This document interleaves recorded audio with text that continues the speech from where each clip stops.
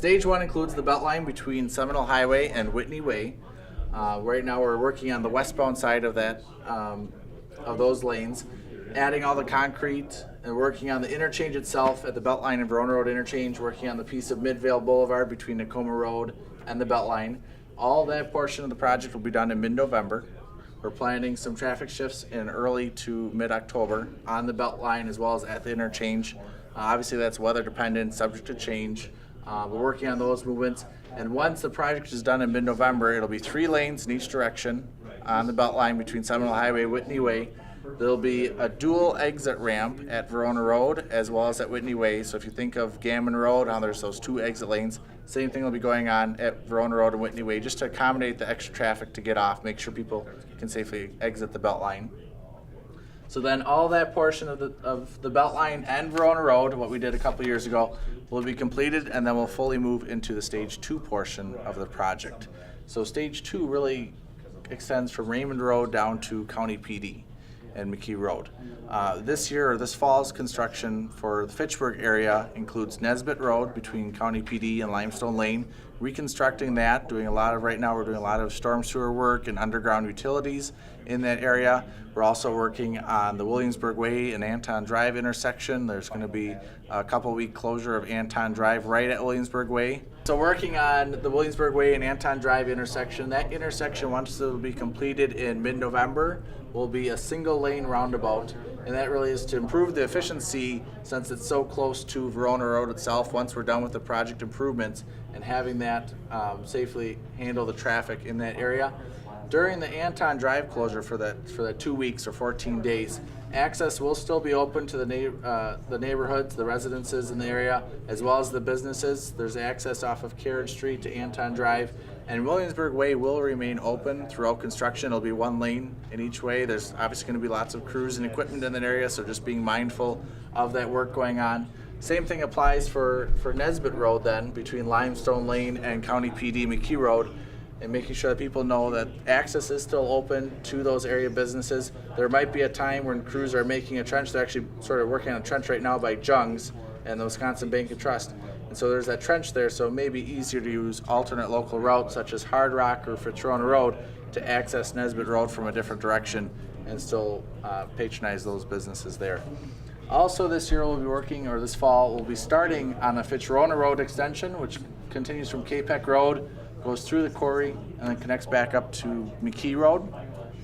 Crews will be working on the grading and that part of the project. The actual paving will not occur until next spring.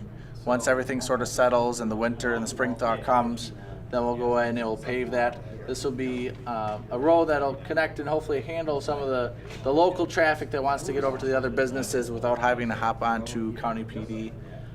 It will have sidewalks and bicycle accommodations with it, along with our other improvements. There'll be a sidewalk along Nesbitt Road, as well as accommodations at Williamsburg Way and Anton Drive.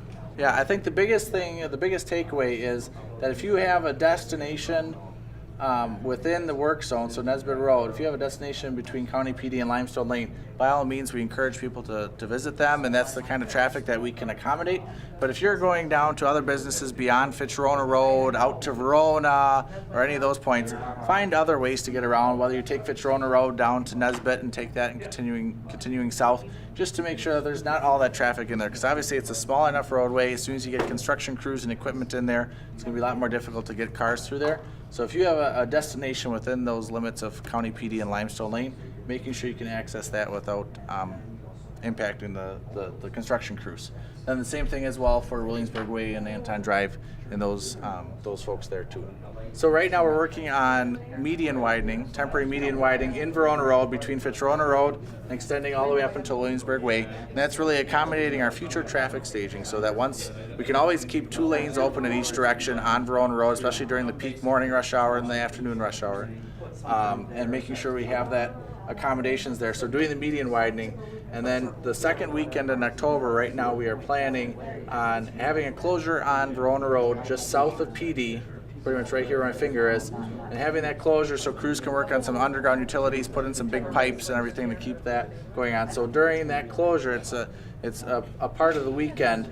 We'll have alternate routes going on, such as County M to Highway 14. Obviously, the locals know other routes of PD and Fish Hatchery Road and that. Just making sure that people can still get to their homes and businesses. But between, so for this closure, between County PD and County PB in Verona, so exit 79 in Verona, to this point, Verona Road is going to be shut down just because there's going to be no through vehicles heading south, and there's going to be obviously no traffic coming north at the intersection, so we can have crews safely work on that area as well. That they can contact us. We have a project website, veronaroadproject.wi.gov. It's got a lot of great information out there. We've got animation videos, these exhibits that are here behind me, as well as a contacts page that people can email us or call us with any questions, as well as an option on the top to sign up for updates. And you enter your name and email address, and you get those weekly construction notifications, information about our public meetings that we have, such as tonight, and getting the information out to the public.